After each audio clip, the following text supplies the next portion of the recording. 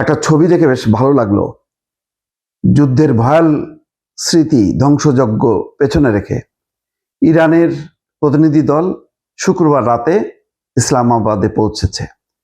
সেখানে সর্বোচ্চ সম্মান দেওয়া হয়েছে স্পিকার গালিবাফের নেতৃত্বে, যেখানে আছেন ইরানের পররাষ্ট্রমন্ত্রী আব্বাস আরাকচি, তারাও আছেন।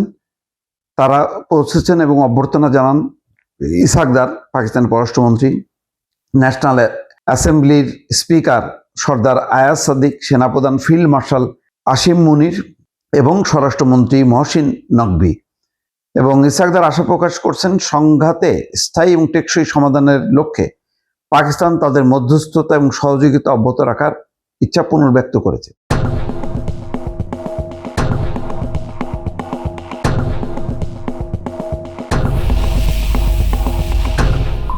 এখানে কিন্তু পাকিস্তানের মধ্যস্থতা করা ছাড়া অন্য কোনো পার্ট নেই। তারা দুই পক্ষকে বসায় দিচ্ছে। এখন দুই পক্ষ আলোচনা করে কতটুকু সফল হবে সেটা তাদের ব্যাপার।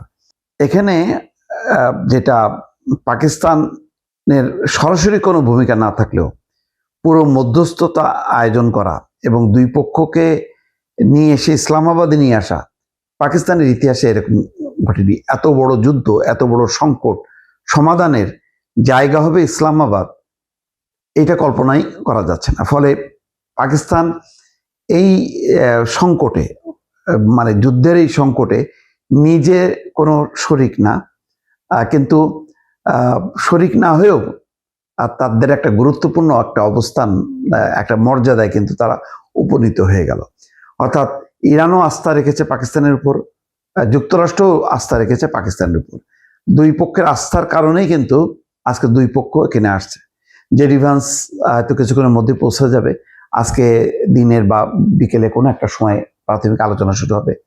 রোববার হয়তো আরো পূর্ণাঙ্গ আলোচনা হবে। কয়দিন আলোচনা চলবে কিছুই বোঝা যাচ্ছে না, নির্ভর করে মনোভাবের উপর। দুই পক্ষই পাল্টাপাল্টি হুঁশিয়ারি দিয়ে রাখছে। মানে ট্রাম্প তো বলছে যে এই যে এখন যে ব্রেকিং নিউজ হচ্ছে দর্শক, সেখানে বলা হচ্ছে যে জেডি ভ্যান্সের নেতৃত্বে যুক্তরাষ্ট্রের প্রতিনিধি দল তারাও কিন্তু পৌঁছে গেল। তার মানে শুক্রবারের রাতে আসছে ইরানের প্রতিনিধি দল, আর কিছুক্ষণ আগে আসছে জেডি ভ্যান্স আমেরিকা থেকে পাকিস্তানে। তো ইসলামাবাদের এই আলোচনার মধ্য দিয়ে পাকিস্তান তার একটা অবস্থানে সে পৌঁছে গেল। পাকিস্তান ভবিষ্যতে, যেহেতু এই সংকট বোঝা যাচ্ছে যে একেবারে শেষ হয়ে যাবে এক আলো বৈঠকে, এটা মনে করা মানে কোনো কারণ নেই। তার মানে এই সংকটটা থাকবে এবং যতবার সংকটটা আবর্তিত হবে পাকিস্তান কিন্তু গুরুত্ব পাবে। সব পক্ষই পাকিস্তানের কাছে আসবে এবং পাকিস্তান এটা নিয়ে ফয়সালা করবে। এই ফয়সালা করতে যেয়ে কিন্তু পাকিস্তান তার একটা দেশ হিসেবে তার যে গুরুত্বটা, বিশ্বের এক মানে শক্তির মঞ্চে তারও কিন্তু একটা অবস্থান, বিশ্ব কূটনীতির একদম শীর্ষ পর্যায়ে পাকিস্তানও কিন্তু তার অবস্থান ধীরে ধীরে পোক্ত করছে। একসময় ভারত কিন্তু ওই অবস্থানে ছিল, কিন্তু কেন জানি এবার মধ্যপ্রাচ্যের এই যুদ্ধে ভারত একেবারেই নিষ্ক্রিয়, নিষ্পক। তার খুব একটা ভূমিকা নেই। হয়তো তার ভূমিকার ব্যাপারে যুক্তরাষ্ট্রের আস্থা থাকলেও, ইসরায়েলের আস্থা থাকলেও ইরানের আস্থা একেবারেই নেই। কারণ ইসরায়েল যখন হামলা করে তার একদিন আগে নরেন্দ্র মোদী ইসরায়েল সফর করেন এবং পরদিনই হামলা হয়। ফলে এই ঘটনায় দারুণভাবে মানে ক্ষুব্ধ এবং আহত হয়েছে ইরান। সবচেয়ে বড় কথা হলো যে যুদ্ধের সময় যৌথ নৌ মহড়ায় ইরান অংশ নিয়েছিল ভারতের সাথে।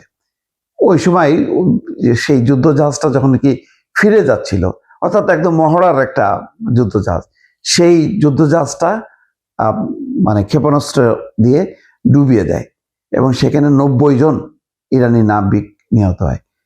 তার মধ্যে 30 জনকে শ্রীলঙ্কার যে নৌবাহিনী তারা উদ্ধার করে। ভারত সেখানে নিশ্চুপ থাকে।